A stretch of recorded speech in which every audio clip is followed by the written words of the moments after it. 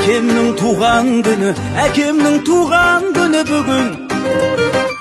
Айтамын саған әке, ең жақсы тілегімді шыным. Әкемнің туған күні бүгін. Ең үлкен сый жасаған мына сен едің. Анамдай асылды таңдап, қатайтып қанатымды өсірген едің. Келемін ізіңді жалға, саған қарап құлының өсіп келеді. Әр сөзің мына маған қуат береді. Таудан да биік болған алып әкешім, өзіңдей болғым келеді.